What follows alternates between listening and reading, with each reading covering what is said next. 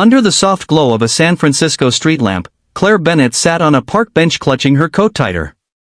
It had been 2 weeks since her fiancé, Adam, had walked out without warning, taking not only the ring but also the dreams she had built with him. Her family, scattered across different states, offered little comfort, insisting she move on quickly. But moving on felt impossible when she had nothing left. That's when she noticed him, a tall, unshaven man sitting cross-legged on the sidewalk, holding a cardboard sign that read, "Just hungry, not hopeless."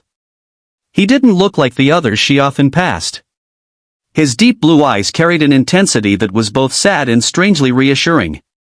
His jacket was worn, his jeans frayed, yet his posture was proud. "Spare change, miss?" he asked softly, almost apologetically.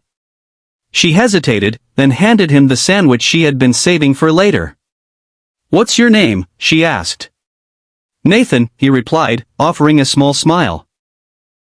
Something about the way he said it, steady and genuine, caught her off guard. She didn't know why, but she sat down beside him, ignoring the strange looks from passing strangers. Their conversation stretched into the evening. Nathan wasn't pushy, he didn't tell a tragic tale for pity. Instead, he spoke about art, old movies, and the smell of coffee in the morning. Claire found herself laughing, something she hadn't done in weeks. As the night deepened, she realized she felt safer sitting next to this stranger than she ever had with Adam. When she stood to leave, Nathan simply said, "Thank you for talking to me. People usually just walk by." The sincerity in his voice stayed with her all the way back to her tiny studio apartment. Over the next few weeks, Claire found excuses to pass by the same corner. Sometimes she brought coffee, sometimes just her company. Nathan never asked for money, instead, he asked about her day, her job as a junior graphic designer, and her dreams. She learned that he loved reading old literature, especially Hemingway, and could play the piano, skills that seemed out of place for a man living on the streets. "Life takes turns you don't expect," he said once. She didn't pry further, respecting his boundaries, though she sensed there was much more to his story. One rainy afternoon, she found Nathan shivering under a thin blanket. Without thinking, she offered to let him stay at her apartment for the night.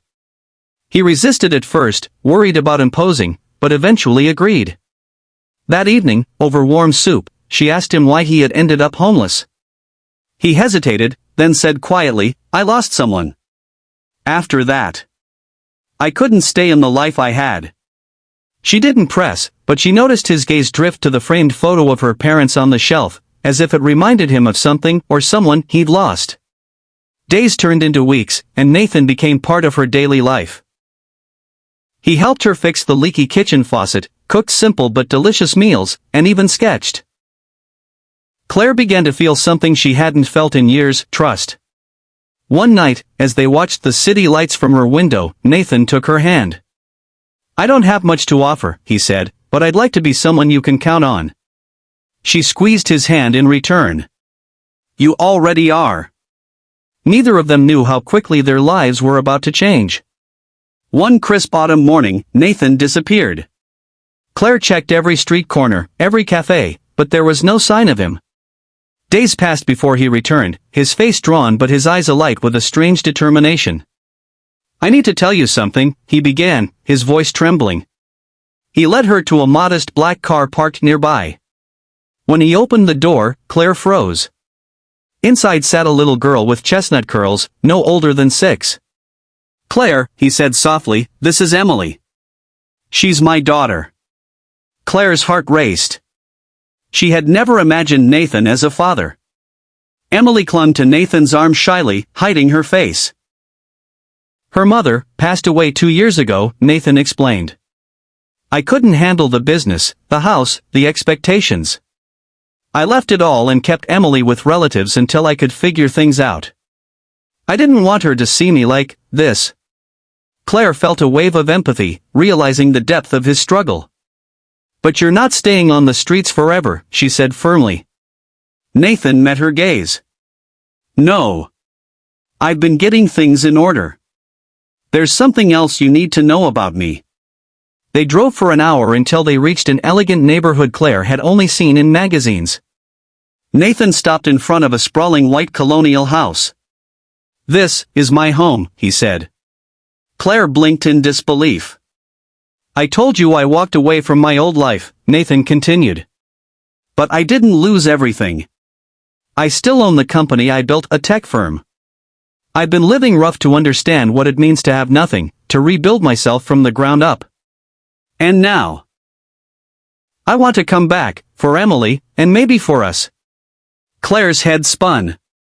Nathan wasn't just a homeless man, he was a millionaire who had chosen a life on the streets to heal from his grief. Inside, the house was immaculate, maintained by a discreet caretaker. Emily showed her drawings while Nathan prepared coffee in a kitchen bigger than Claire's entire apartment. Why didn't you tell me sooner, she asked. He sighed. Because I needed to know you cared for me, not my bank account. The truth stung, but in a way, she understood. Their connection had never been about wealth, it had been about humanity. Over the next month, their relationship deepened. Nathan invited Claire and Emily to dinners, walks in the park, and even small charity events. He revealed plans to start a foundation for homeless families, using both his fortune and his personal experience to guide its mission. Money isn't the answer to everything, he told her one evening, but compassion can change lives. Claire admired his determination, but she also feared what stepping into his world might mean for her, a simple woman from a modest background. Nathan seemed to sense her hesitation but didn't push. One snowy December evening, Nathan asked her to join him at a gala. She wore a simple navy dress, feeling out of place among the glittering gowns and tuxedos. Whispers followed them, some curious, some judgmental. But Nathan never let go of her hand. Midway through the evening, he led her to the stage. I met someone when I had nothing, he told the crowd. She reminded me of my worth, not my wealth. Tonight, I want to honor her. He turned to Claire, his voice steady. Will you marry me? The room erupted in applause. Claire's eyes filled with tears. Yes, she whispered, and Nathan pulled her into an embrace. Emily ran up to them, wrapping her small arms around both. It was a picture-perfect moment, but Claire knew their journey wouldn't always be easy. The road from park benches to gala stages was filled with challenges. Public perception, blending their lives, and facing their pasts. Yet, in that moment, none of it mattered. She had found love where she least expected it, and it was real.